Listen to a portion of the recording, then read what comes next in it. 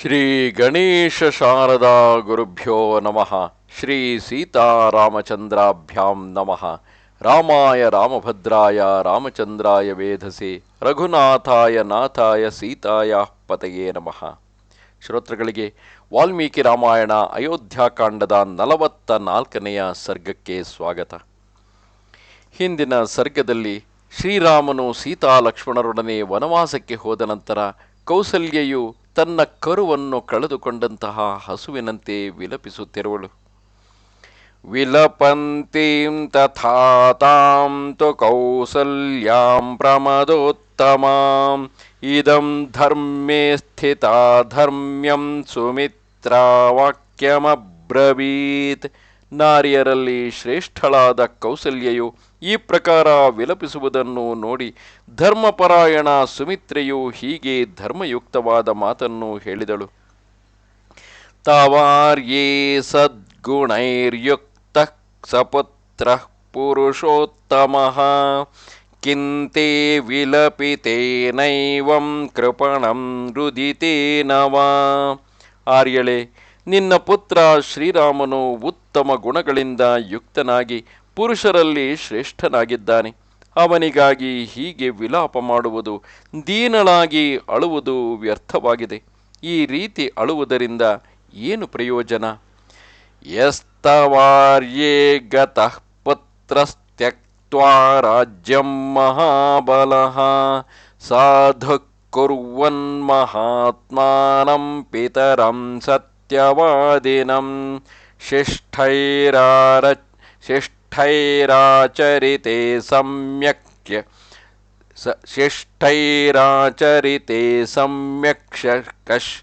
ಸಮ್ಯಕ್ಯಶ್ವತ್ ಪ್ರೇತ್ಯಪಲೋದಯೇ ರಾಮೋ ಧರ್ಮೇ ಸ್ಥಿತಃ ಶ್ರೇಷ್ಠೋ ನ ಸಶೋಚ್ಯ ಕದಾಚನಃ. ಅಕ್ಕ, ರಾಜ್ಯವನ್ನು ಬಿಟ್ಟು ಮಹಾತ್ಮ ತನ್ನ ತಂದೆಯನ್ನು ಸತ್ಯವಾದಿಯಾಗಿಸಲು ಆ ರಾಮನು ವನಕ್ಕೆ ಹೋದ. ನಿನ್ನ ಆ ಮಹಾಬಲಿ ಶ್ರೇಷ್ಠ ಪುತ್ರ ಶ್ರೀರಾಮನು ಸತ್ಪುರುಷರು ಸದಾಕಾಲ ಚೆನ್ನಾಗಿ ಪಾಲಿಸಿದ ಪರಲೋಕದಲ್ಲಿಯೂ ಸುಖಮಯ ಫಲವನ್ನು ಕೊಡುವ ಉತ್ತಮ ಧರ್ಮದಲ್ಲಿ ಸ್ಥಿತನಾಗಿರುವನು. ಇಂತಹ ಧರ್ಮಾತ್ಮನಿಗಾಗಿ ಎಂದಿಗೂ ಶೋಕ ಮಾಡಬಾರದು. ವರ್ತತೆ ಚೋತ್ತಮಾಂ ಮೃತ್ಯುಂ ಲಕ್ಷ್ಮಣೋಸ್ಮಿನ್ ಸದಾ ನಘಃ ದಯಾಮಾನ್ ಸರ್ವಭೂತೇಷು ಲಾಭಸ್ತಸ್ಯ ಮಹಾತ್ಮನಃ. ನಿಷ್ಪಾಪ ಲಕ್ಷ್ಮಣನು ಸಮಸ್ತ ಪ್ರಾಣಿಗಳ ಕುರಿತು ದಯಾಳುವಾಗಿದ್ದಾನೆ. ಸದಾ ರಾಮನ ಕುರಿತು ಉತ್ತಮವಾಗಿ ವರ್ತಿಸುತ್ತಿದ್ದಾನೆ. ಆದ್ದರಿಂದ ಆ ಮಹಾತ್ಮ ಲಕ್ಷ್ಮಣನಿಗಾಗಿ ಇದು ಲಾಭಪ್ರದವೇ ಆಗಿದೆ. ಅರಣ್ಯವಾಸೇ ಯದ್ದುಃಖಂ ಜಾನಂತೈವ ಸುಖೋಚಿತ ಅನುಗಚ್ಚತಿ ವೈದೇಹಿ ಧರ್ಮಾತ್ಮಾನಂ ತವಾತ್ಮಜಂ. ಸುಖವನ್ನು ಅನುಭವಿಸಲು ಯೋಗ್ಯಳಾದ ವಿದೇಹನಂದಿನಿ ಸೀತೆಯೂ ಕೂಡ ವನವಾಸದ ದುಃಖಗಳನ್ನು ಚೆನ್ನಾಗಿ ತಿಳಿದುಕೊಂಡೇ ನಿನ್ನ ಧರ್ಮಾತ್ಮ ಪುತ್ರನನ್ನು ಅನುಸರಿಸಿರುವಳು. ಕೀರ್ತಿಭೂತಾಂ ಪತಾಕಾಯೋ ಲೋಕೆ ಭ್ರಮಯತಿ ಪ್ರಭುಃ ಧರ್ಮಸ್ಸತ್ಯವ್ರತಪರಃ ಕಿಂ ನ ಪ್ರಾಪ್ತಸ್ತವಾತ್ಮಜಃ. ಜಗತ್ತಿನಲ್ಲಿ ತನ್ನ ಕೀರ್ತಿಮಯ ಪತಾಕೆಯನ್ನು ಹಾರಿಸುತ್ತಿರುವ ಸದಾ ಸತ್ಯವ್ರತದ ಪಾಲನೆಯಲ್ಲಿ ತತ್ಪರನಾದ ಧರ್ಮಸ್ವರೂಪಿ ಸ್ವಾಮಿಯಾದ ನಿನ್ನ ಪುತ್ರ ಶ್ರೀರಾಮನಿಗೆ ಯಾವ ಶ್ರೇಯಸ್ಸು ತಾನೇ ಪ್ರಾಪ್ತವಾಗಲಿಲ್ಲ. ವ್ಯಕ್ತಂ ರಾಮಸ್ಯ ವಿಜ್ಞಾಯ ಶೌಚಂ ಮಾಹಾತ್ಮ್ಯಮುತ್ತಮಂ ನಗಾತ್ರಮಂ ಶುಭಿಃ ಸೂರ್ಯಃ ಸಂತಾಪಯಿತುಮರ್ಹತಿ. ಶ್ರೀರಾಮನ ಪವಿತ್ರತೆ ಮತ್ತು ಉತ್ತಮ ಮಹಾತ್ಮ್ಯವನ್ನು ತಿಳಿದು ಸೂರ್ಯನು ತನ್ನ ಕಿರಣಗಳಿಂದ ಖಂಡಿತವಾಗಿ ಅವನ ಶರೀರವನ್ನು ಸಂತಪ್ತ ಮಾಡಲಾರನು.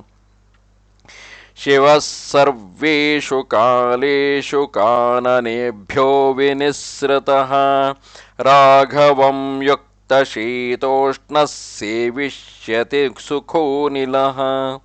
ಎಲ್ಲ ಕಾಲಗಳಲ್ಲಿ ಚಳಿ ಮತ್ತು ಸೆಕೆಯಿಂದ ಕೂಡಿದ ಸುಖಮಯ ಹಾಗೂ ಮಂಗಲಮಯ ವಾಯುವು ಶ್ರೀ ರಘುನಾಥನ ಸೇವೆ ಮಾಡುವುದು. ಶಯಾನಮನಘಂ ರಾತ್ರೌ ಪಿತೇವಾಭಿಪರಿಷ್ವಜನ್ ಧರ್ಮಗ್ನಃ ಸಂಸ್ಪೃಶಂಚೇತಶ್ಚಂದ್ರಮಾಹ್ಲಾದಯಿಷ್ಯತಿ. ರಾತ್ರಿಯಲ್ಲಿ ಬಿಸಿಲಿನ ಕಷ್ಟ ದೂರಗೊಳಿಸುವ ಶೀತಲ ಚಂದ್ರನು ಮಲಗಿರುವ ನಿಷ್ಪಾಪ ಶ್ರೀರಾಮನನ್ನು ತನ್ನ ಕಿರಣರೂಪಿ ಕರಗಳಿಂದ ಆಲಂಗಿಸಿ ಸ್ಪರ್ಶಿಸಿ ರಾಮನಿಗೆ ಆಹ್ಲಾದವನ್ನು ಕೊಡುವನು. ದದೌ ಚಾಸ್ತ್ರಾಣಿ ದಿವ್ಯಾನಿ ಯಸ್ಯೈ ಬ್ರಹ್ಮಾಮಹೌಜಸೆ ದಾನವೇಂದ್ರಂ ಹತಂ ದೃಷ್ಟ್ವಾ ತಿಮಿಧ್ವಜಸುತಂ ರಣೇ.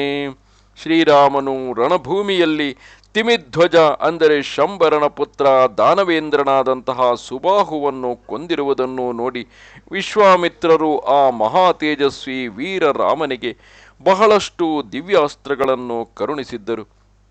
ಸಶೂರಃ ಪುರುಷವ್ಯಾಘ್ರಃ ಸ್ವಬಾಹುಬಲಮಾಶ್ರಿತಃ ಅಸಂತ್ರಸ್ತೋ ಹ್ಯರಣ್ಯೇಸೌ ವೇಶ್ಮನೀವ ನಿವತ್ಸ್ಯತೆ.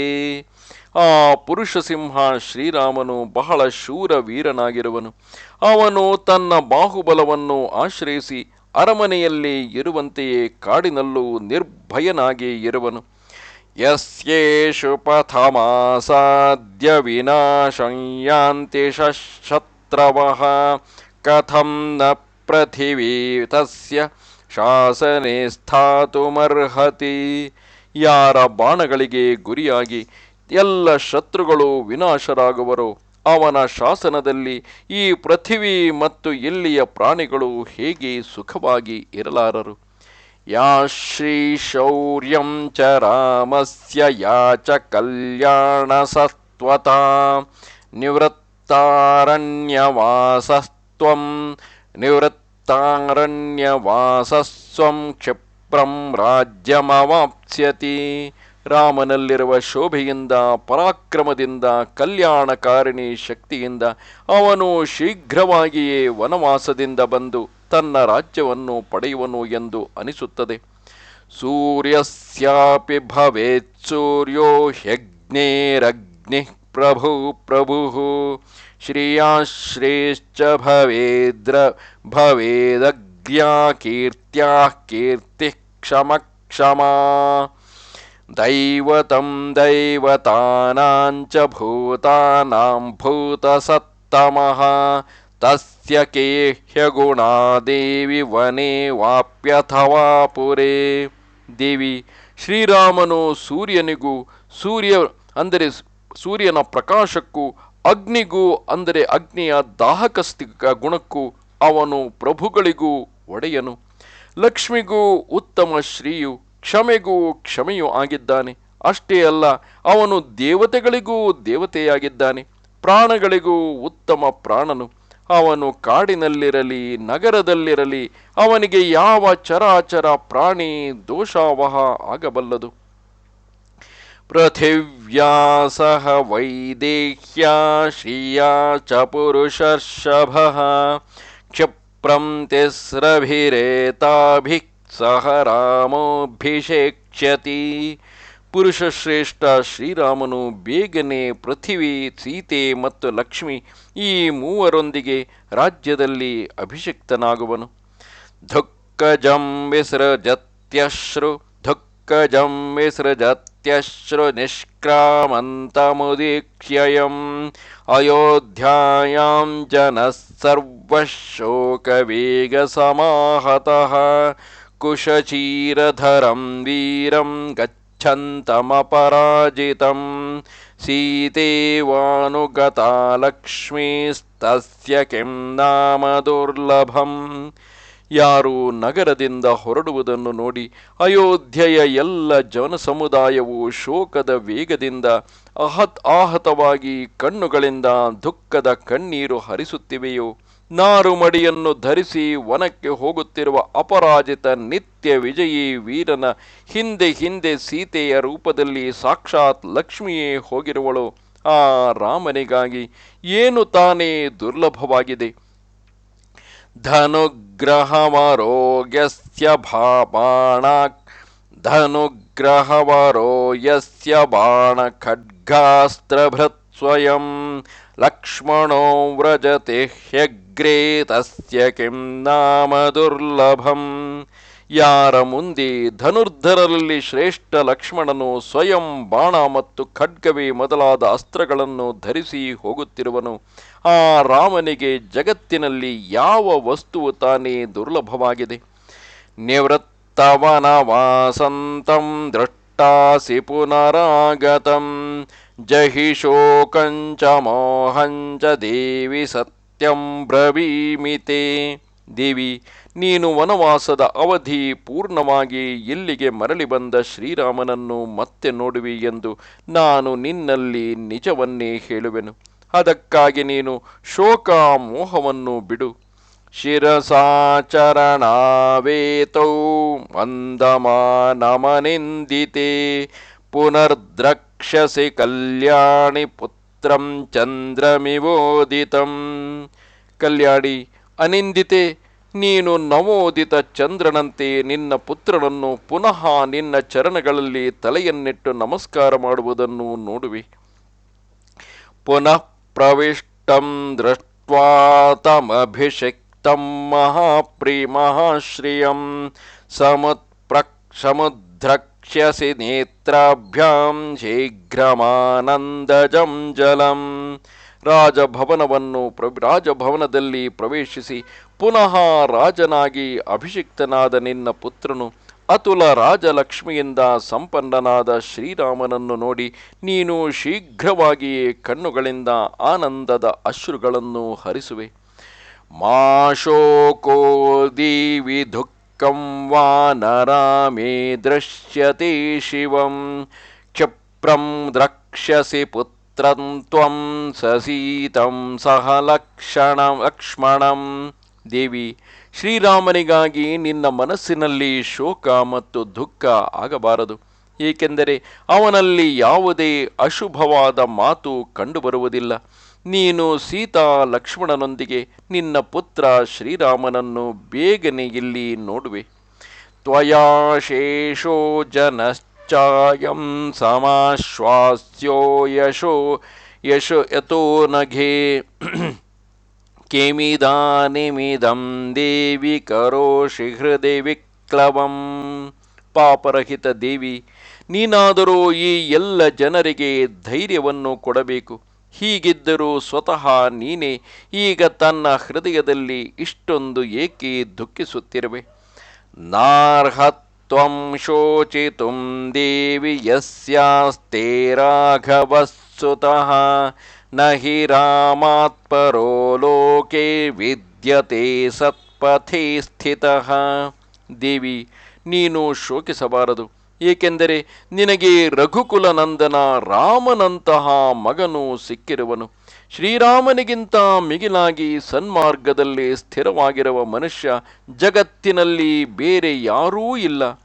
ಅಭಿವಾದಯಮಾನಂ ತಂ ದೃಷ್ಟ್ವಾ ಸಸುಹೃದಂ ಸುತಂ ಮುದಾಶ್ರುಮೋಕ್ಷಸೇ ಕ್ಷಿಪ್ರಂ ಮೇಘರೇಖೇವ ವಾರ್ಷಿಕಿ.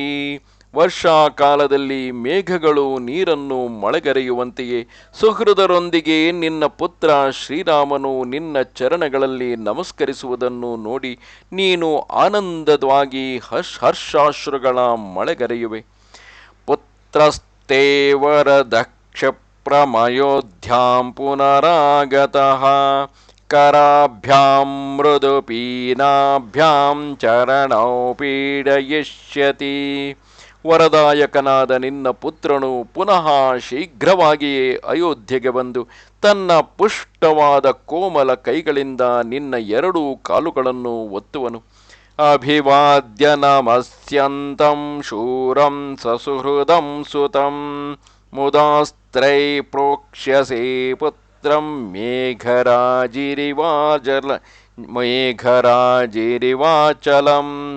ಸುಹೃದರ ಸಹಿತ ನಿನ್ನ ಶೂರವೀರ ಪುತ್ರನು ನಿನಗೆ ಅಭಿವಾದನ ಮಾಡುತ್ತಿರುವಾಗ ಮೇಘಗಳು ಪರ್ವತಗಳನ್ನು ತೋಯಿಸುವಂತೆ ನೀನು ಆನಂದಾಶ್ರುಗಳಿಂದ ಅಭಿಷೇಕ ಮಾಡುವೆ.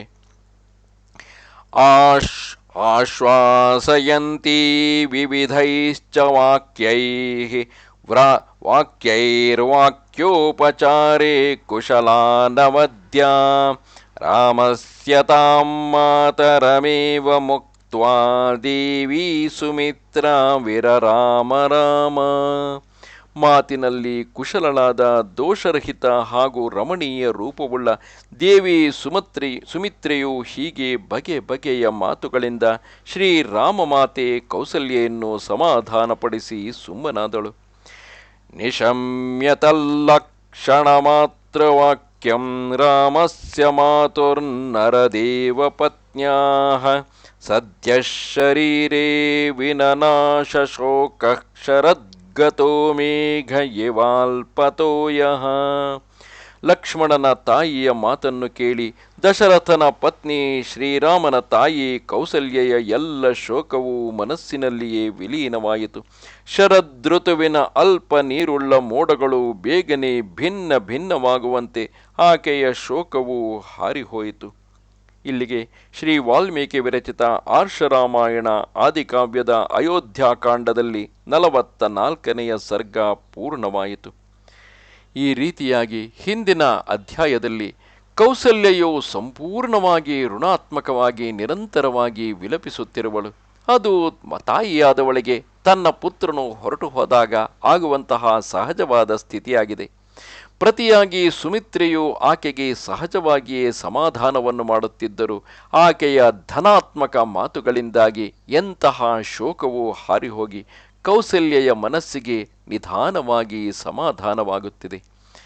ನಮಸ್ತೆ ಶಾರದಾ ದೇವಿ ಕಾಶ್ಮೀರ ಪುರವಾಸಿನಿ ತ್ವಾಮಹಂ ಪ್ರಾರ್ಥಯೇ ನಿತ್ಯಂ ವಿದ್ಯಾದಾನಂಚ ದೇಹಿಮೆ.